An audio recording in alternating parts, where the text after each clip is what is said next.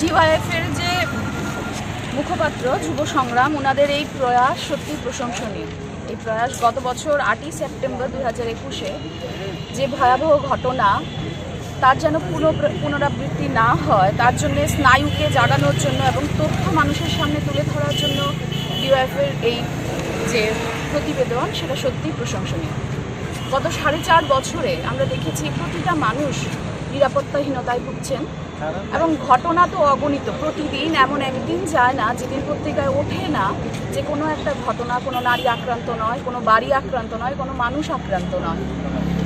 তার চূড়ান্ত শিখরে পৌঁছেছে 8ই সেপ্টেম্বর 2021, যেদিন ঘটনাটা শুরু হয়েছে 6ই সেপ্টেম্বর রাত থেকে, যেটা চলেছে 9ই সেপ্টেম্বর পর্যন্ত। পুরো ত্রিপুরা রাজ্যে অন্তত রিপোর্টেডলি যেটা আছে সেটা আমি বলছি, 43টি পার্টি অফিস ধ্বংস করা হয়েছে, পুড়িয়ে দেওয়া হয়েছে, ভেঙে দেওয়া হয়েছে, গুড়িয়ে দেওয়া হয়েছে। প্রায় 64টা দোকান, বাড়ি গুড়িয়ে দেওয়া হয়েছে।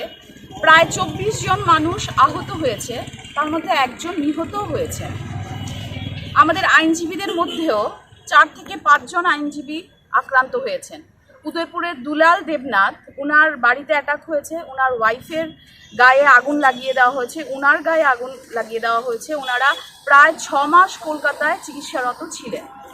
এহেন পরিস্থিতিতে পুলিশ নিষ্ক্রিয়, এবং কারা করেছে সেটা মিডিয়া যে রেকর্ডিং আছে ওটাতেই ধরা পড়েছে, তারপরেও পুলিশ নিষ্ক্রিয়। মিডিয়া হাউসগুলো 8ই সেপ্টেম্বর অ্যাটাক হয়েছে।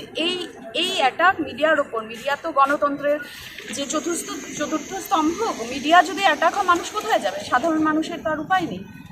তো মিডিয়ার ওপরে অ্যাটাক, এই লজ্জাস্কর অ্যাটাকের পরেও পুলিশ নিষ্ক্রিয়, যার জন্যে একজন জনৈক আমাদের রাজ্যের নিবাসী হরিপদ দাস, উনি একটি পাবলিক ইন্টারেস্ট লিটিগেশন দাখিল করেছিলেন মাননীয় উচ্চ আদালতের কাছে।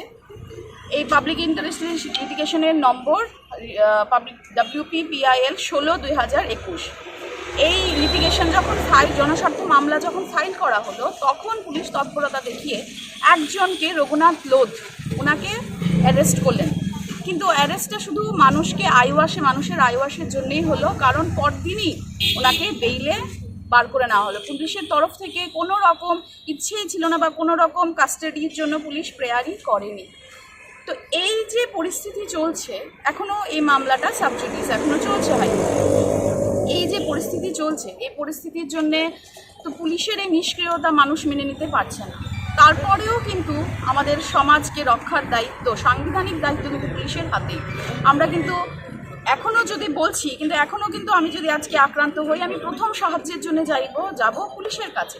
তো পুলিশের এই নিষ্ক্রিয়তার জন্যে পুলিশকে আমরা আবারও আশা করছি পুলিশ তার যে সাংবিধানিক দায়িত্ব আছে সেটার থেকে চ্যুত হবে না, কারণ মানুষের নিরাপত্তা রক্ষার দায়িত্বেই কিন্তু পুলিশ নিযুক্ত হন। এই আশা রেখেই, আর এই তথ্য যাতে সবার কাছে পৌঁছে, যাতে এই ঘটনার আর পুনরাবৃত্তি না ঘটে, তার জন্য আমরা আশা রাখবো সবাই এটা করবেন এবং সবাই সচেতন থাকবেন, এবং পুলিশ এবং জনসাধারণের স্নায়ুকে জাগানোর জন্য যে এই প্রয়াস সত্যি প্রশংসনীয়। আমরা আশা রাখবো সবাই এটা করবেন। বিগত 4.5 বছর ধরে আমাদের রাজ্যে একটা জঙ্গলের রাজত্ব কায়েম হয়েছে। মানুষের কথা বলার অধিকার হরণ করা হয়েছে, গণতন্ত্র নেই, আইনের শাসন নেই, এবং প্রতিদিন বিরোধী রাজনৈতিক দলের অফিস, কর্মী, সমর্থক, নেতৃত্ব তারা আক্রান্ত হচ্ছেন, রক্তাক্ত হচ্ছেন। কিন্তু দুর্ভাগ্যজনক হলেও এটা আমরা বলতে বাধ্য হচ্ছি যে পুলিশের একাংশ উচ্চ পদস্থের অফিসার বা আমলা, তারা বিগত 4.5 বছর ধরে ঘুমিয়ে আছেন, তাদের নিদ্রা ভঙ্গ হচ্ছে না। ফলে ডিওয়াইএফআই ত্রিপুরা রাজ্য কমিটি আমরা সিদ্ধান্ত নিয়েছি যুব সংগ্রামের এই বিশেষ সংখ্যা আমরা পুলিশ হেডকোয়ার্টারের সামনে তার উদ্বোধন করব, যাতে পুলিশের নিদ্রা ভঙ্গ হয়, তাদের ঘুম যেন ভাঙে। আমরা গত বছর 8ই সেপ্টেম্বর আগরতলা সহ রাজ্য জুড়ে যে ভয়াবহ রাজনৈতিক সন্ত্রাস নামিয়ে আনা হয়েছিল, তার তথ্য সমৃদ্ধ যুব সংগ্রাম আমরা আজকে প্রকাশ করেছি। কিছুক্ষণ আগে তার উদ্বোধন হয়েছে। এই যুব সংগ্রামের কপি আমরা ডিজিপি সহ পুলিশের উচ্চপদস্থ যারা আধিকারিক তাদের হাতে আমরা তুলে দেব। আমরা চাই পুলিশ আইন মেনে কাজ করুক। এখন পুলিশকে সিদ্ধান্ত গ্রহণ করতে হবে, তারা পুলিশ নামের প্রতি সুবিচার করবেন, তারা আইনের শাসন কায়েম করবেন না বিজেপির দলদাসত্ব করবেন, এটা ঠিক করার দায়িত্ব হচ্ছে পুলিশের। আমরা চাইব, রাজ্যের আপামর জনগণ এটাই চায় যে গণতন্ত্রকে সুরক্ষিত করতে, রাজ্যের আইনের শাসন প্রতিষ্ঠিত করতে পুলিশ যেন কার্যকরী উদ্যোগ গ্রহণ করে। ১৬ দিনের অধ্যায় আজ থেকে ১ বছর আগে ২০২১ সালের ৮ই সেপ্টেম্বর আমাদের রাজ্যে বিজেপি এই দিন রচনা করেছিলেন। সরকার আসার পর থেকে ভয়ঙ্কর দিন চলছে। ৮ই সেপ্টেম্বর এই ভয়ঙ্করতম একটা দিন বিজেপির নেতৃত্ব, রাজ্য নেতৃত্বরা মিছিল করে রচনা করেছিলেন। এই দিনে গোটা ৪.৫ বৎসরের ভয়ঙ্করতম সন্ত্রাস, তার তথ্য, তার কিছু ছবি নিয়ে আমরা আমাদের সংগঠনের মুখপত্র যুব সংগ্রাম তার একটা বিশেষ সংখ্যা আমরা প্রকাশ করছি। আমাদের এই সংখ্যার প্রকাশ করবেন আমাদের রাজ্যের বিশিষ্ট আইনজীবী রাজশ্রী পুরকায়স্থ, আমাদের মধ্যে ডিএফএ রাজ্য সভাপতি পলাশ ভৌমিক, টিওএফএ কেন্দ্রীয় কমিটির সভাপতি কমরেড কৌশিক রায় দেববর্মা, আমাদের যুব সংগ্রামের কর্মাধ্যক্ষ সুমন দেব, আমাদের যুব আন্দোলনের নেতৃত্বরা এখন উপস্থিত আছেন। আমরা শুধুমাত্র সংগঠন পক্ষ থেকে বলছি, তারপর রাজশ্রী বলবেন, পলাশদা তারা বলবেন যে ৪.৫ বৎসর ২০১৮ সালে মার্চ মাসের ৩ তারিখ থেকে রাজ্যের দিনগুলো অন্ধকার করে দিয়েছেন বিজেপি। ভয়াবহ সন্ত্রাস, ১২৯০ দিন অতিক্রান্ত করছে আজ বিজেপি এই সরকার।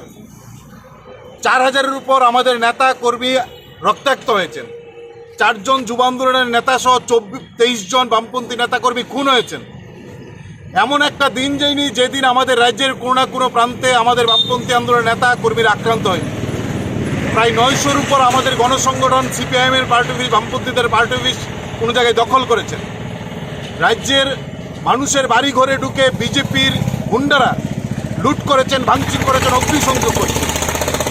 তাদের নেতৃত্বে আজকে আমাদের রাজ্যের চুরি, ডাকাতি, ছিনতাই মারাত্মকভাবে বৃদ্ধি পাচ্ছে এবং আমরা দেখছি প্রতিটা ঘটনা এই ৪.৫ বৎসরে পুলিশ একটা ঘটনায় কোনো ভূমিকা গ্রহণ করেনি।